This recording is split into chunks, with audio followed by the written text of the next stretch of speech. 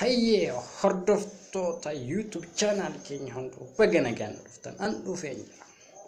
Warroonni YouTube channel keenyaaf haarawaa taatan subscribe godhaa. Warroonni YouTube keenya maatii taatan like kan baratamte tuqaan nu waliin turaa isiniin. Qophii har'a isinii qopheesse qophii baay'ee addaadha. Adda kan ta'in maaltu adda isa godhe seetanii gaafiif deebii keessummaa tokko waliin qopheessee dhufeen jira. Hanga xumuraatti nu waliin tura. Ati eenyudha? Daawwattoota keenyan wal barimee maqaa kennutti himi. Ati eenyudha? Daawwattoota keenyatti of ibsi. Jettee na gaafatta. Ani nama akka ta'e beektu eenyu jettee akkamitti na gaafatta? Nama ta'uu keessin beeka. Ati eenyudha siin jechuun kiyya maqaan kee eenyudha siin jechuun kiyya akka hin beektu gaafii sirrii si gaafadha deebistu.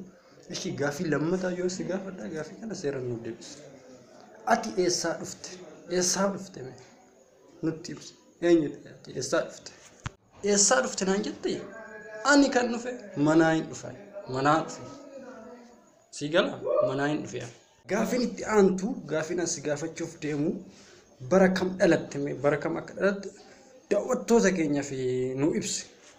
Dhaladhee zamana durii san zamana maal jedhama? Zamana sabaatti dhaladhe. Zamana sabaatti. Si gala zamana san dhaladhe. Yoom dhalatte ansiin jedhe zamana san dhaladhe. Zamanni maali? Sihaa zamu qabu. Seefi sirrii deebisi yoo deebiste. Zamana jedhaan oli sabaatti. Zamana sabaatti akka muriin kennee qaree gadhaate. Gaafii sirrii ta'e nuuf deebisi yoo si gala. Si gala. Yoo si galuu baatedha. Siif galchaan. Gaafiin itti aantu kanan si gaafadhu addunyaa kanarra wanta nama adda ati jaalattu mee nuuf ibsi.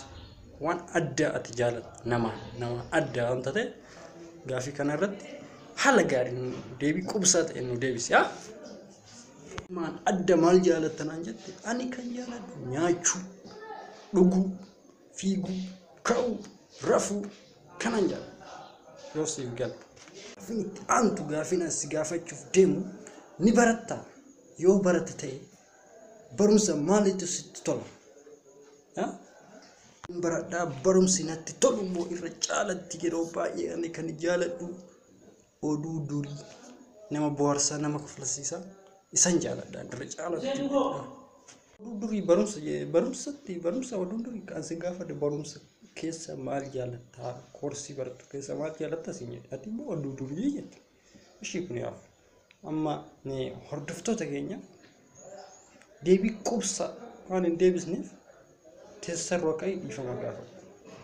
Asii gaazexeessaan deebii qubsaa daawwattoota keenyaaf hin deebisne dhiifama gaafachuu qabda naan jedheera. Anis teessorraa ka'ee dhiifama naa godha dhiifama.